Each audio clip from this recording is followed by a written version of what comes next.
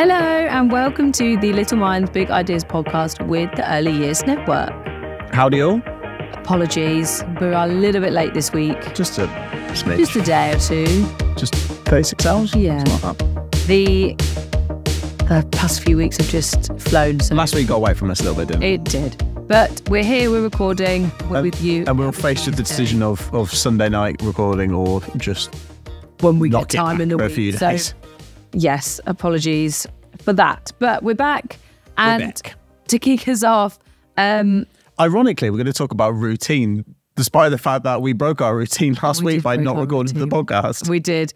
But sometimes things happen. They do. So yeah, this week we're going to talk about routines. I'm going to talk a little bit about sort of the practical things within settings and what we can do to help children with routines and the importance. And Ben?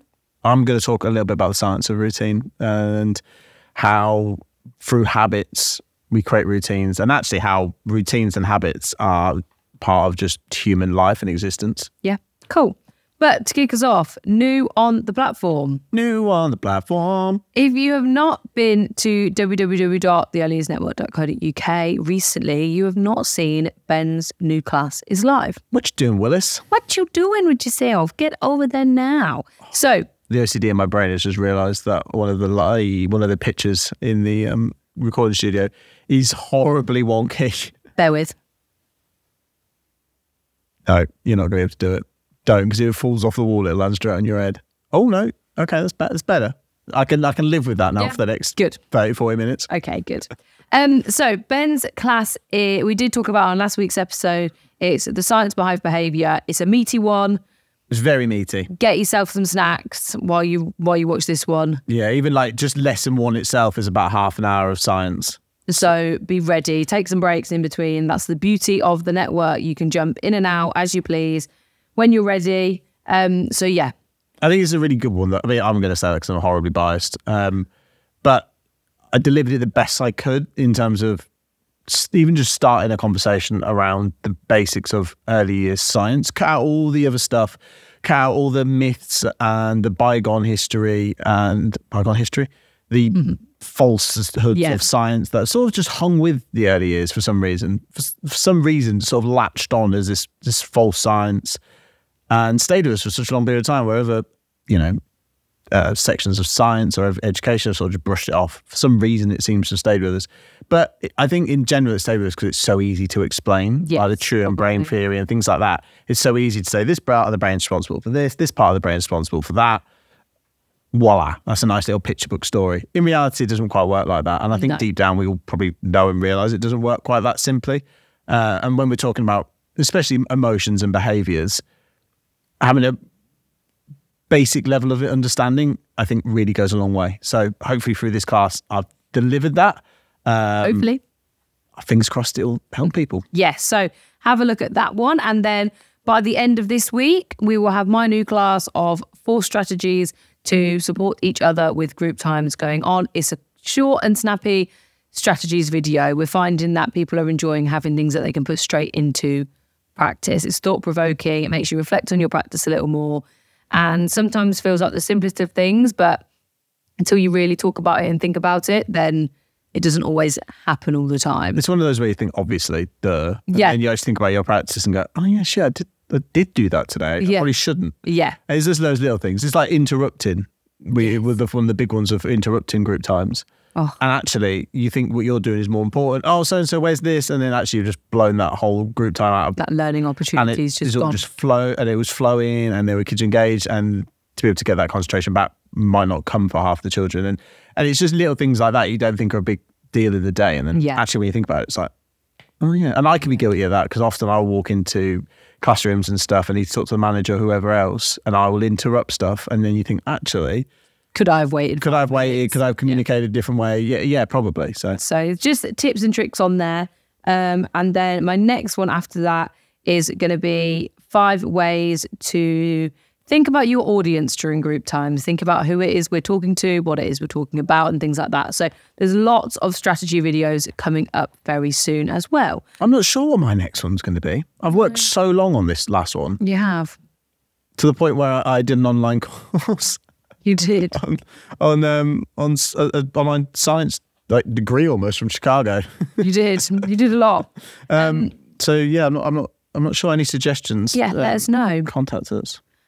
So yeah, head to www.theearlyyearsnetwork.co.uk and sign up for little as £4.99 a month. An absolute bargain. Bargain. In this day and age, where everything price is going up. Yeah, so have a look. Let us know what you think and let us know what you want to see more of. In the news. In the news. I was a little bit spoiled for choice for news this week. Which is rare. Which is rare for the world of that is. And surprisingly, I'm jumping back to politics. Boo. Sorry, everyone.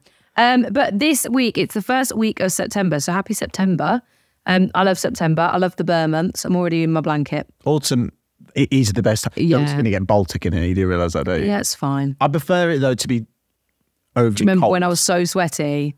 It's too much. Yeah, I can't deal with being hot. I'd rather be cold than hot.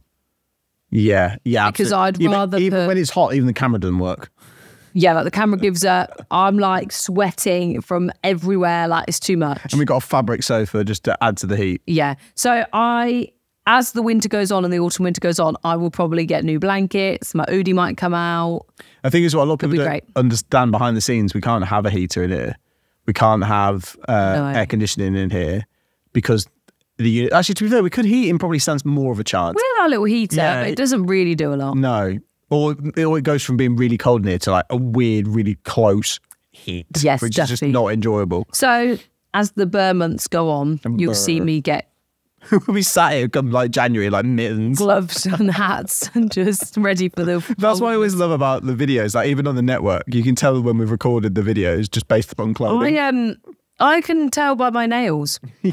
Like my nail choice will give it away what time of year I filmed the video. And I'm also wearing a big turtleneck in one of them. So that was mid-January. And if anyone doesn't know, you can also tell by our tables. Our tables transcend. So like at the beginning, you'll notice all the videos are recorded on like a marble table. That's because we were in our house. Dining room. And then we transitioned to like, you'll notice there's like a wooden table. Yeah. That was iteration 1 of the studio. And now we're on a nice white table. And that was iteration 2. So Right. I'm looking forward to see what will be next. What's going to happen next? In the news. In the news. As it is the first week of September, we have seen the rollout for the 15 hours of funding for children 9 months old and above for eligible working parents. Now, Bridget Phillipson has come out and said, I'm going to read a quote. Oh, quotes. That this inherited plan comes with significant delivery challenges. I must warn that for some parents, it will not be plain sailing. And while I'm excited to see children starting nursery for the first time or parents being able to increase their work hours, the work for the government starts now. Work is underway with local authorities to make sure that the right local plans are in place to deliver for parents and families. I've already said that early years is my number 1 priority. That's why we are delivering the childcare rollout I know will be such a helpful and help to hard-pressed oh my goodness.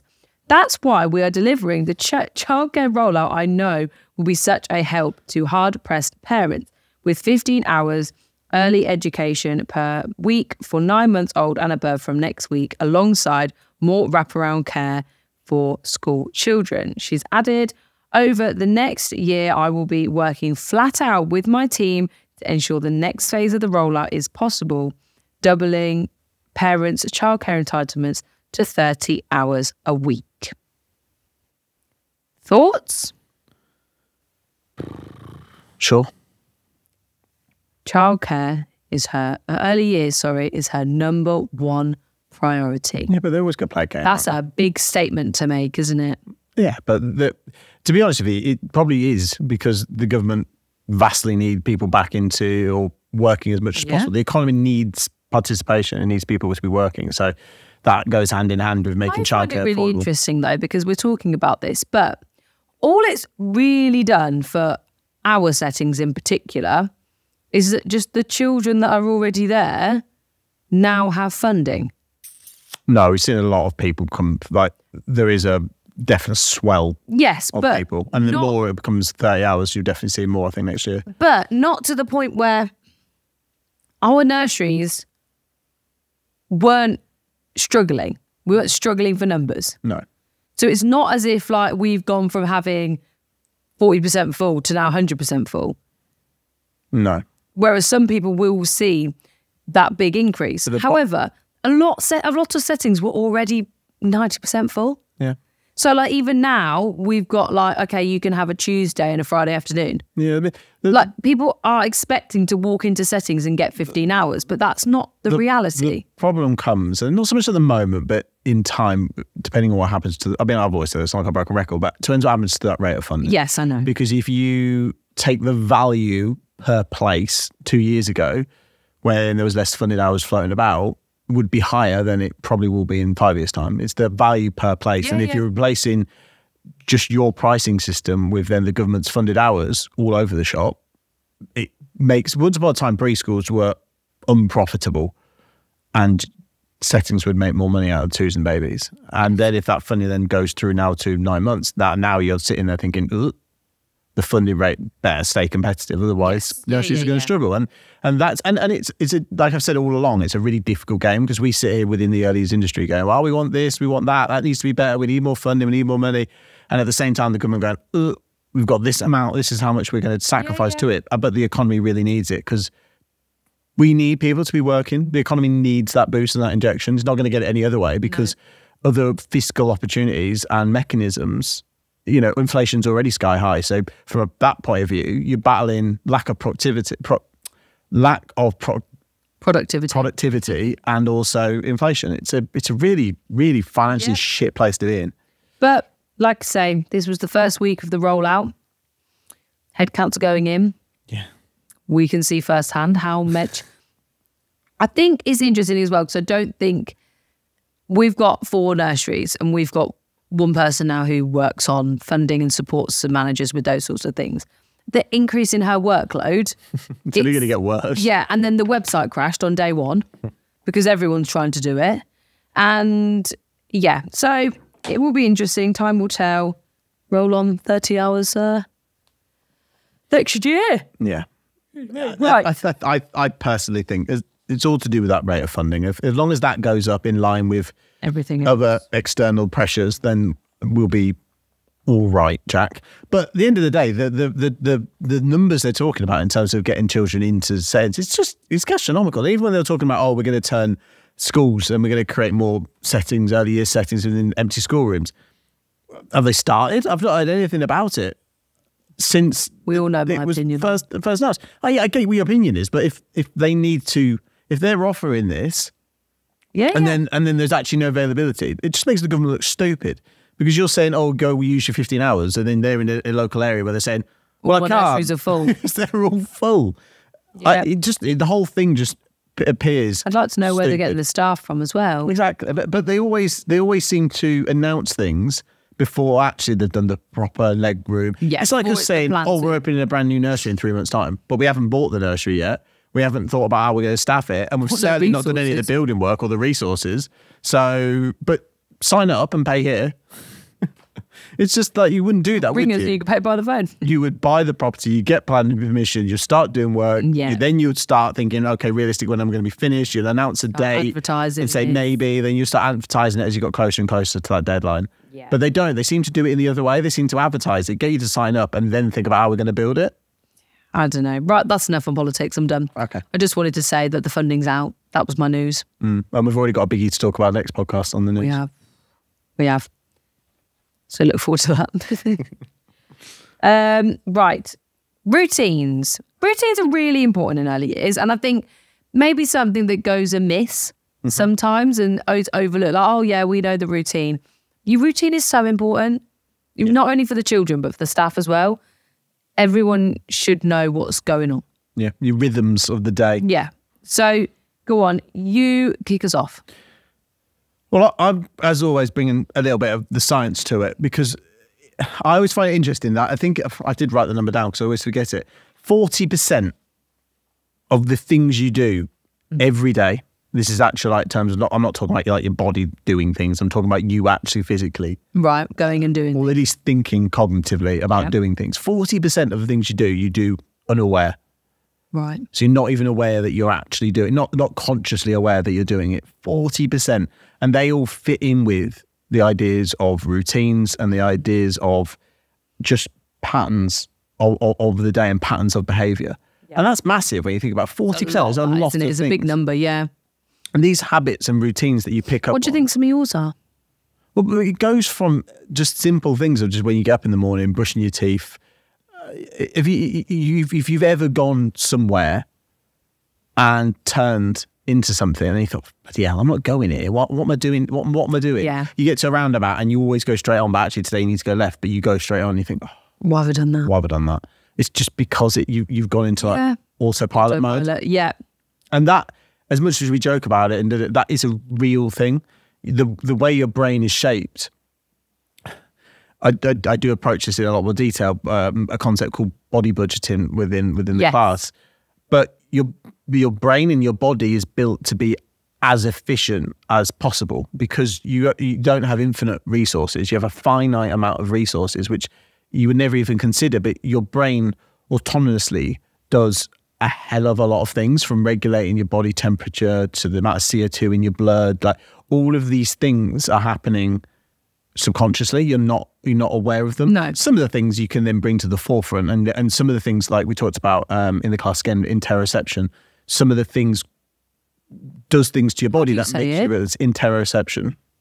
Oh, I say it wrong. How do you say it? I keep saying interception. That's a completely different thing. It was interoceptors. There's an O in it. I kept saying in the class interception.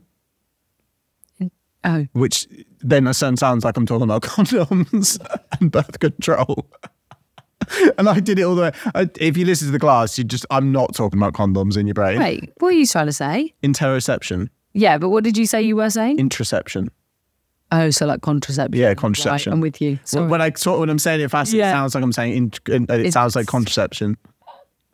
I've lost my train of thought. Right. You've taken me off on a thing.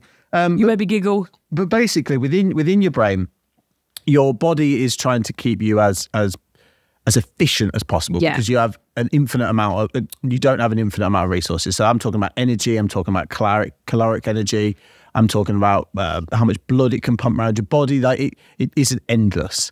So your brain tries to make you as efficient as possible. And one of the ways of keeping you as efficient is by making sure certain processes take place without even having to use any brain power. Right. Because it's just automatic. It's automatic functions. And this goes for internally in terms of, like I said, those certain boundaries and markers that your body's trying to keep you like centered. But other of it comes from your activities and routines in the day. If you do something all the time, your body will start to process it in a way that you don't have to have any capacity to think about it. You'll just do it, and it's built into your process, built into your routine. That's why I always forget I've locked the door. Always, yeah. Always forget I've locked the door. But it's because it's habitual. It's just a habit. I've just done it, and my brain's not thought about it. And I then get in the car and go, oh shit, did I lock the door? You do that all. And I do it. I then have to get out and check. And you get really cross about it. I do get really annoyed, but it's just because it's so habitual. I always hold the door. I don't think I've ever got out of the car and I've not done it. But it's just because it's one of those things. It's like when you leave, you unplug your straighteners and you have to like take a picture of it. Because I'm like, did I unplug everything? So, any more sciencey stuff? Well, no, there's just a quote that always sticks with me from, is it Plato? No, not Plato. Aristotle? Someone like that, an old philosopher. I mean, he's long dead, so he's not going to come at me for not quoting him correctly. But he often said, we are, I'm paraphrasing here, but we are a product of what we do.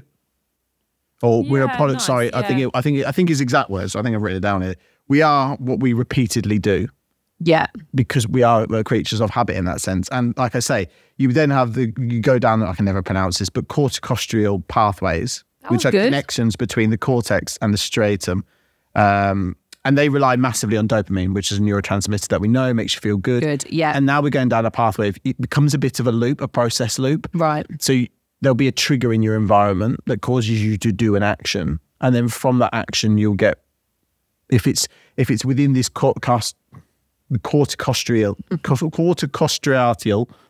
Sounds like something from Harry Potter. Hard to say these words, yeah. That's the thing. When the more and more you learn about the science behind things, I can read words, write words down, but then if I have to come and pronounce them, no idea. And I don't talk about it a lot out loud. It's often just things you read. Yeah. Okay, I understand that. It often becomes hard, but basically it's a circuit within your brain that comes from the basal ganglia, which we talk a lot about in the class, which is in the neocortex, this front part of your brain. Right. And that's in charge basically of a lot of the circuitry within your brain that controls these actions. Right, okay.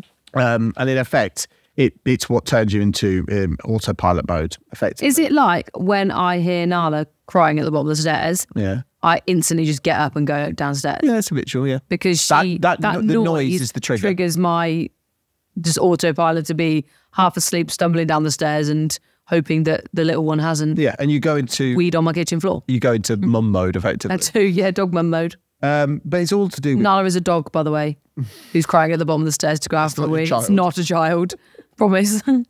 So when you talk about habit activity, you talk about predictive processing, it's basically Charles Duhigg, D-U-H-I-G-G, wrote a book called The Power of... Duhigg.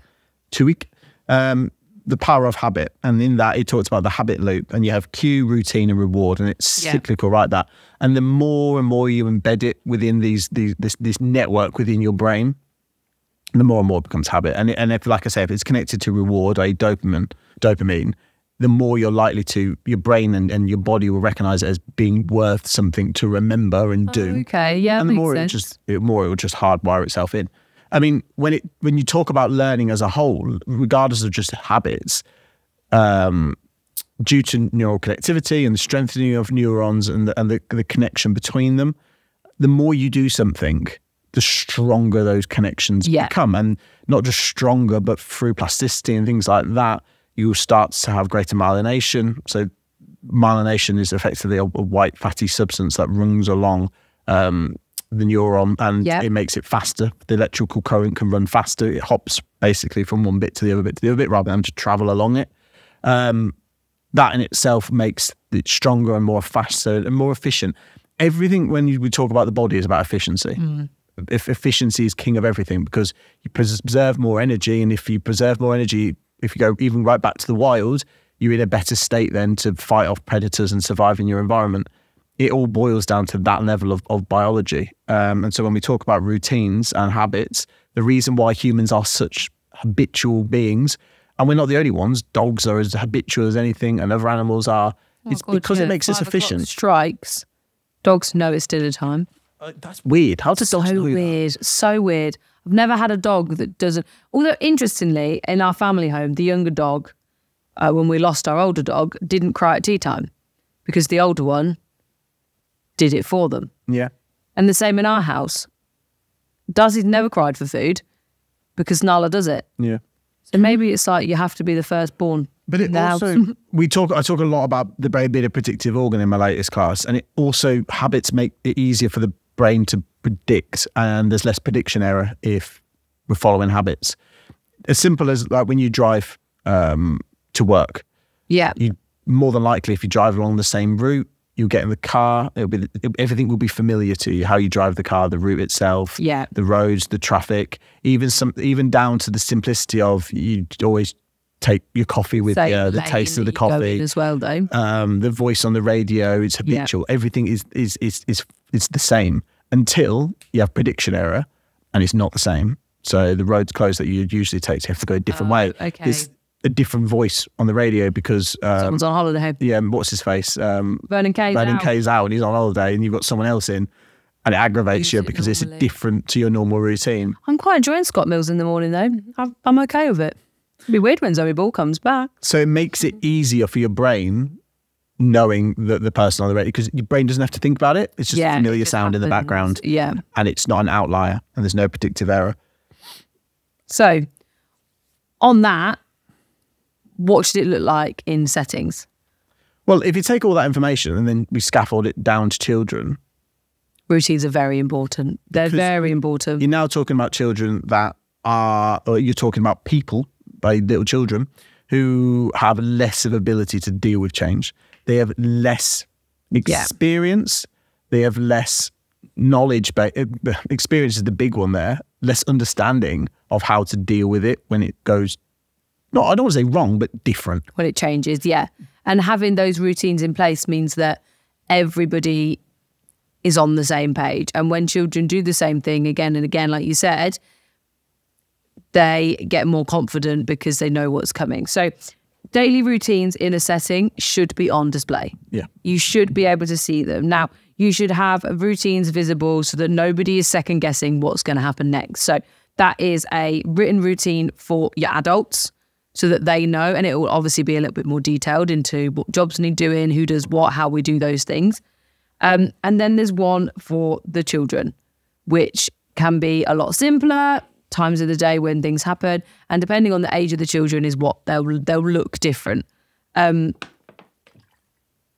could take a picture actually of one of our visual timetables in one of our settings, because we've done it on a, what are they called, like a chalkboard, a standing chalkboard, and it can travel with the children, and it's like the basics of basics, but it tells children what's happening, and it has actually really, really cemented it in.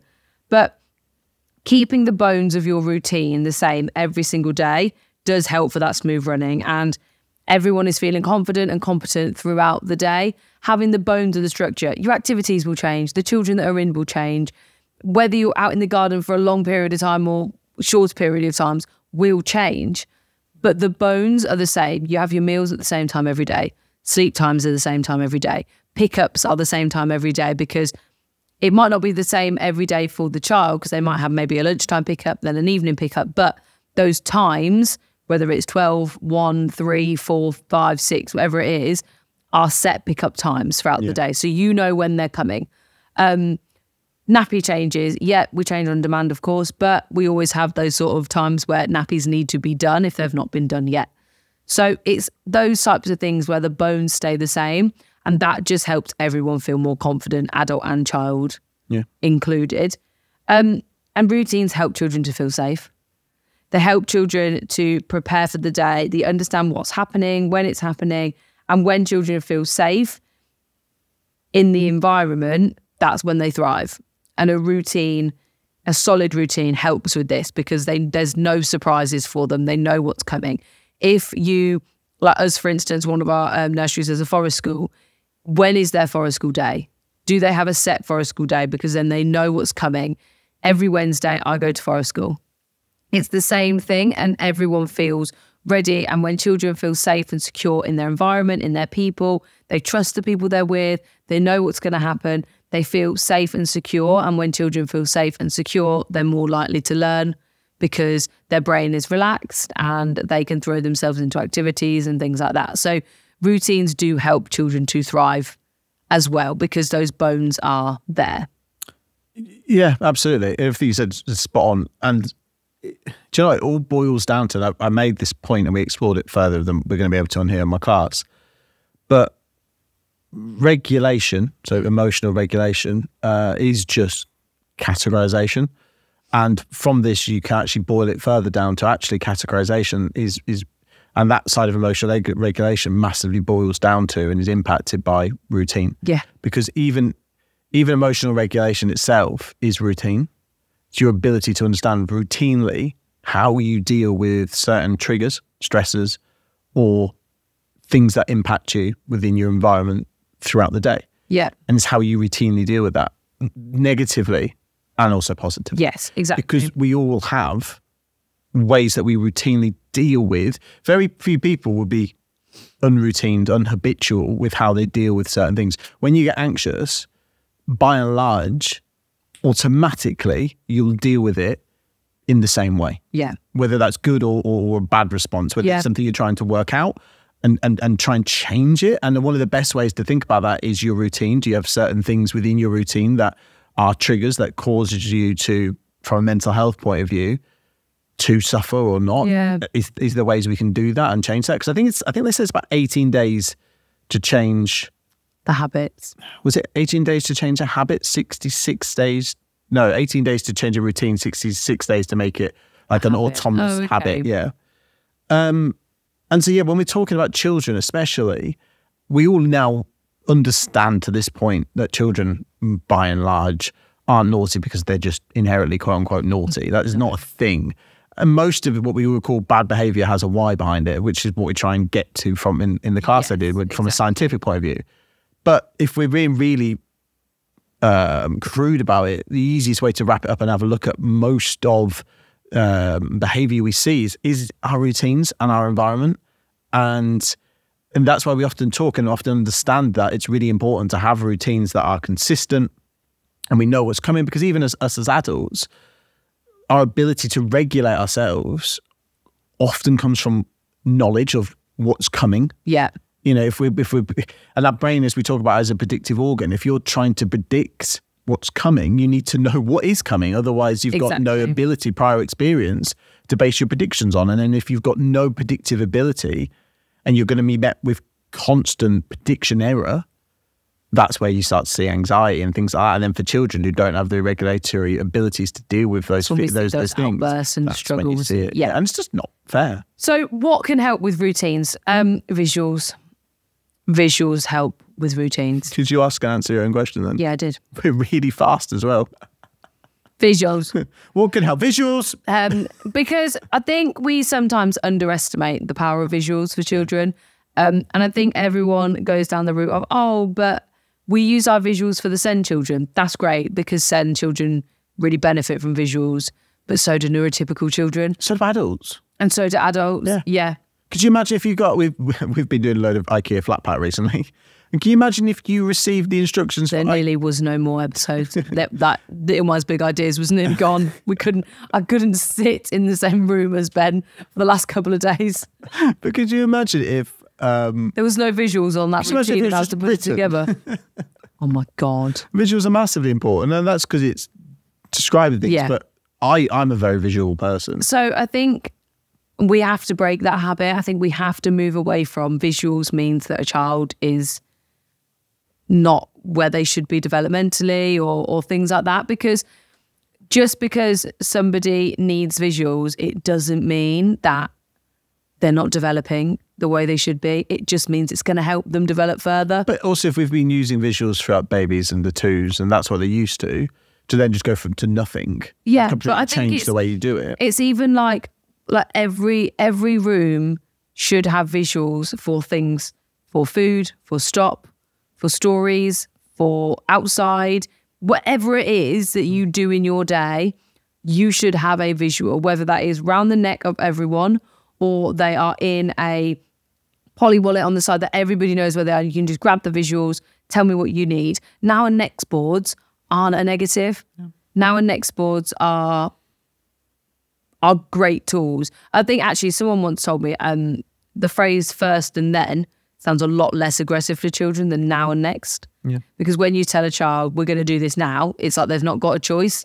Yeah. Whereas if you're saying, first we'll do this, then we'll do this, it's kind of a little bit different wording of things. It's like we're very hot on schemas. We're very hot on styles of learning. But it goes further than that. The brain's so complex, and your ways of learning are more than just what's written down inside a few information things or what's prescribed through different books. It's more than that. Yeah. How you approach not just learning or top-down approach learning or mathematical or language development, it's much vaster than that. How you approach and understand meaning to words and social context and concentration. It's so dynamic across human beings, and we can be similar in certain areas and vastly different in other areas. And having, like you're talking about, visuals and supporting children across the board as much as possible as how we can, it's always worth it. Yeah, even if it's just 2 out of 30 children that need that support, it's still worth it. And also, the other children won't harm them. They won't regress as a result. No. So having visual timetables for everybody is really important. And also social stories. Yep. Social stories are really useful as well. And there are social stories to download on our website. I can't for the life of me think which class they're attached to. Recent? It is a recent one. I can't remember. Just have a look at all of my classes. It's of the last month or so, I swear. I can't remember. Oh well, it doesn't matter. There's also a post on Instagram. I tell you what you can do. Stories of where they are. On Instagram, if you pop a new story up, linking that class in the social stories, good idea. Just let everyone know. So yeah, you can download social stories. And if there's any social stories you want to see that aren't on there, because I can't do loads because some of them are setting specific, let us know and we can create some more generic ones. Someone asked for one about the car, or am I imagining that? Because you did ask at the time for examples. That was, I think, internally. Oh, was it? For us, yeah. It's all just blends in. So yeah, routines are important. Don't underestimate them. Get your visuals out. Routines are important for everyone, though. I mean, I know we're centered this conversation around children, but building routines as adults is really important. It doesn't mean you have to be boring. Like you can have exciting variety, impulse and variety, but being routine, I mean, across anything, you could talk about mental health, and routine's really, really important around mental health. You could talk about fitness, and people talk about weight loss. I would shy away from these conversations, but if you want to talk about fitness in general, routine's so important because you take away I don't feel like going to the gym today. Well, it's your routine.